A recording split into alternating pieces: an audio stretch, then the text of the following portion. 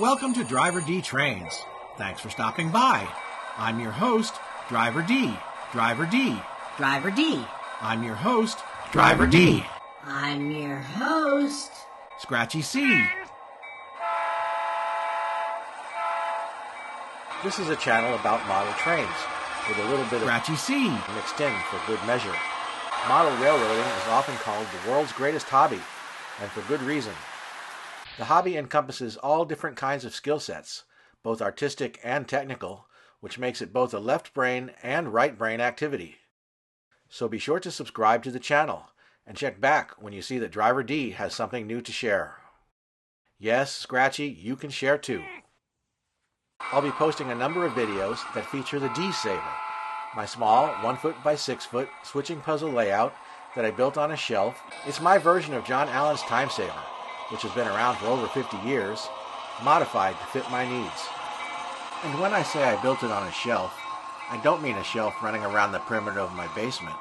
I mean a 1-foot by 6-foot shelf board I bought for $16 at my local home improvement store. I thought it was just $12, but this is 2023, so inflation. Hey, you! Pay attention. Nevertheless, even though the DCaver layout may be tiny, it features all the latest 20-year-old tech. Are you ready, Scratchy? Okay. We're joined again today by our conductor and brakeman, Scratchy C. I was only 7 years old, but I had already learned what all model railroaders know. You can never have too many trains. The detached garage in the backyard was full of stuff. I was on my way to a layout. After 2 years in the city, I packed up my things, retrieved the partially completed and now naturally weathered HO scale layout, and moved 100 miles away to a new city. The bedroom furniture from the old house filled up 2 bedrooms in the new house, with barely room to walk. There was no basement, no attic, and no garage. And the 4x6 foam layout was stood on end in a corner of the enclosed patio, where it stands to this day, more than 10 years later. Then I rediscovered John Allen's Timesaver layout. I had both known about and completely forgotten John Allen's Timesaver for decades. Trying to figure out how it worked hurt my brain. I like to think of them as the model railroad equivalent of the 15 puzzle. DCC-EX running on an Arduino Mega microcontroller, JMRI computer software, Wi-Fi throttles running on my phone and tablet. Well, Scratchy, are you ready to ride the rails? Okay then. Layouts on the floor may not be permanent, but you know what? No layouts are. Model railroading is a hobby that teaches the importance of perseverance, of not dwelling upon problems and frustrations, but rather taking satisfaction in our accomplishments and celebrating our successes. Are you reading Model Railroader, Scratchy? Do you see some good articles? That's an old magazine. That's a magazine from when I was a little boy. Watch out for the magazine.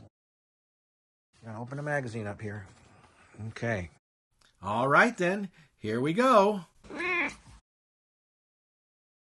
As I explained in my previous video, my initial idea was to build the DCaver on a 4-foot by 8-inch piece of foam that I could cantilever off the windowsill in our second bedroom home office.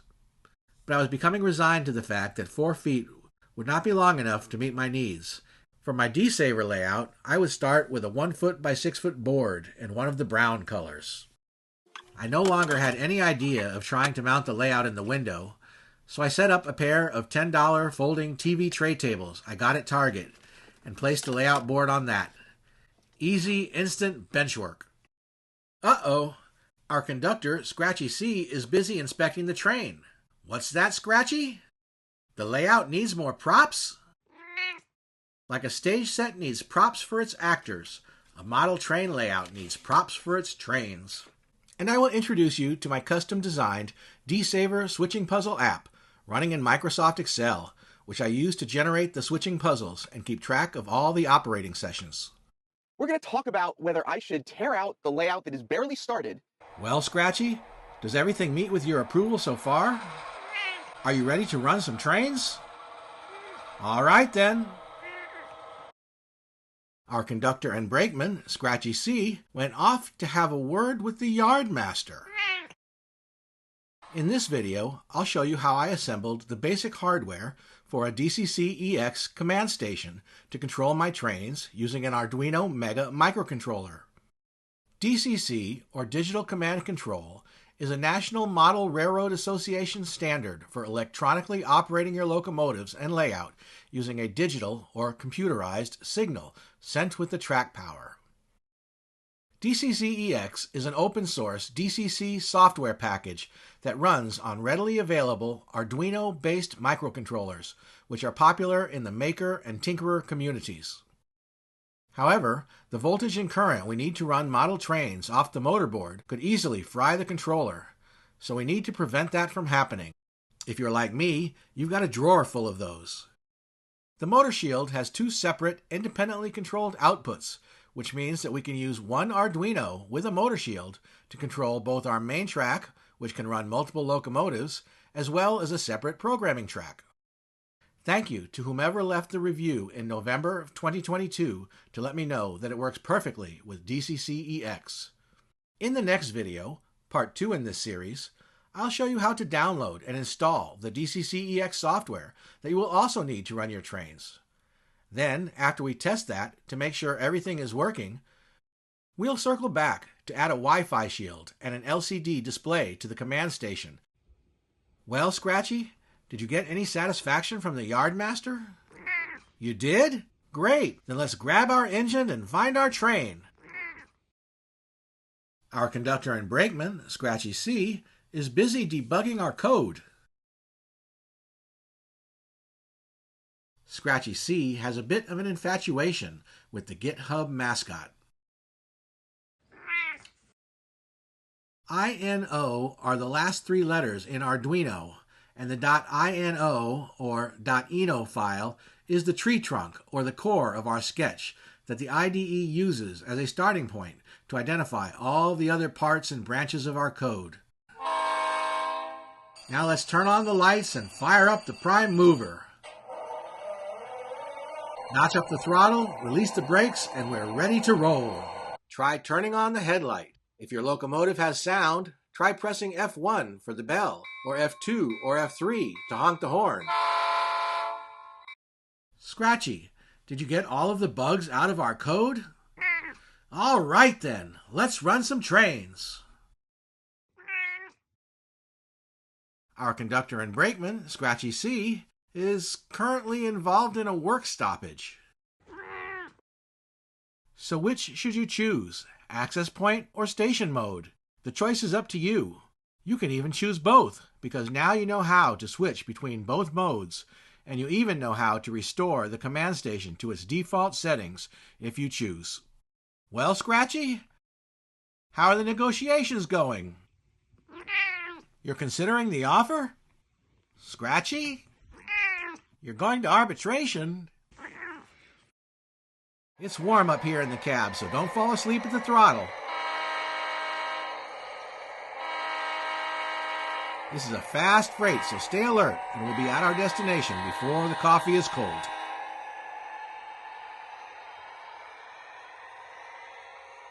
What we are going to do is use the wires to connect the 4 pins on the LCD display's I2C backpack adapter to the I2C channel on the Arduino. The easiest way to do this is to connect the wires to the matching I2C pins on the motor shield, which will then pass the signals through to the Arduino microcontroller.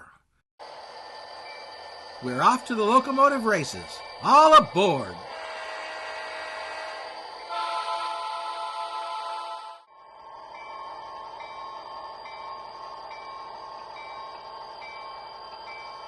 We have now assembled a complete DCC-EX command station and are ready to run some trains.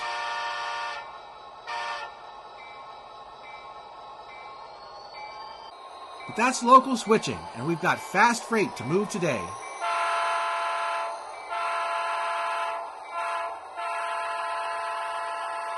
So keep that throttle notched all the way to the left, because we're not at the terminal quite yet.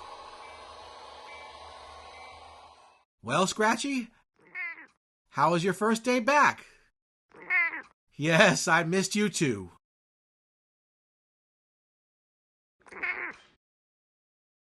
Even before there were full-size trains, there were scale model trains, constructed by the railroad builders to ensure that their new designs worked. In the mid-50s, toy trains weren't something you got into because you wanted to change the world. It was a sleepy hobby for painting cars and carefully positioning trees. Until someone came along and saw model trains for what they really are, a network. What makes computing a nest for hackers? Why does it not occur elsewhere? Similar cults may well exist in electrical engineering, especially in ham radio and high-fidelity audio systems. It's ironic that Lee missed the example of a similar cult literally right in front of him in the photo. Model railroading. The first model railroad club at Amherst dissolved in 1963. The Amherst Railway Society immediately replaced it. 5 years later, it put on its first train show. The annual Amherst Railway Society Railroad Hobby Show has become the largest model train show in the United States. In the year 774, the Frankish-German king Charles the Great, in English called Charlemagne, invaded Italy and defeated the Italian kingdom of the Lombards. By this time, the king of Italy, now ill and tired, decided to surrender. He made peace with Henry, abdicated the throne, resigned his office as Margrave, moved to a monastery he founded, and became a monk. He died the following year. Thus passed the last of the Italian kings of old Italy. Looking for a name for their project, its creators found one over drinks at their local pub. Or more specifically, on the sign hanging over the door of the pub, which was itself named after the same man as the narrow cobblestone street in Ivrea on which it was located. The Bar di Re Arduino, or King Arduino, located on the Via Arduino, named after Arduin, the Margrave of Ivrea, imperial count of the Palatine, and the last Italian king of old Italy. As a final note, here's what Greg had to say about the challenges of creating the DCC++ system. I have tested both reading and writing on the programming track with 8 different decoders, including 2 with sound cards by different manufacturers, and so far have not found a decoder that cannot be successfully programmed. Developing code that is robust enough to handle all of these different types of decoders was the second most difficult aspect of creating the DCC++ system itself. Ironically, the first most difficult aspect of the DCC++ system was actually producing these videos. Well, Scratchy, did you find anything good in the old magazines? Yes, prices have gone up, haven't they? Our conductor in Brakeman, Scratchy C, is busy working a derailment. JMRI is an open-source community effort with contributors from all over the world and is constantly being updated. Driving that train for the last 24 years has been former NMRA DCC Working Group Chair and retired Berkeley particle physics professor Bob Jacobson. Go Bears! Just because information wants its freedom doesn't mean that everyone wants that information to be free. When a criminal hacker does that to our computer with malware attached to our email, it's called ransomware. When a business competitor does that, it's called competition. Undaunted by the ruling of the appeals court, the JMRI competitor countersued Bob Jacobson for an excess of $6 million for copyright infringement. But the open source movement, especially for open source software, owes a huge debt to Bob Jacobson and his fight to keep JMRI free. He is loud. I should just quiet him down right now. All right, well, that was fun. It took half an hour to figure that out. Now, after 25 years, hundreds of different people have contributed to JMRI, and dozens of versions and hundreds of updates have been released. Decoder Pro is a computer program that features easy-to-use display screens, allowing you to choose how you want your decoder to work by simply clicking your mouse. The software then enters the correct numeric values in the decoder's CVs for you. Sound good? It is, and it's free. This provides us with a tremendous amount of flexibility because we don't necessarily need to use our regular computer keyboard to control the throttle. Almost anything that can communicate with the computer will work. We can use an inexpensive wireless number pad, for example, or get creative with a variety of different types of controllers that we can configure to work with JMRI through our computer. We can even open a throttle in a web page and control our trains over the internet. Well, Scratchy, were you able to clear the derailment? Great, because we've got a lot of freight to move.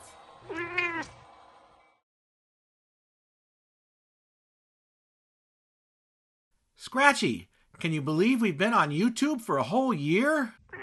I know, it's exciting, isn't it? DriverD and Scratchy C want to thank all our viewers and subscribers for your support this past year. We look forward to making many more videos for you in the year to come.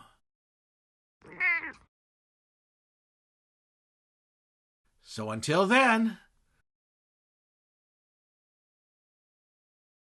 thanks for watching. Well, Scratchy, are you ready to make some more videos? Scratchy? All aboard!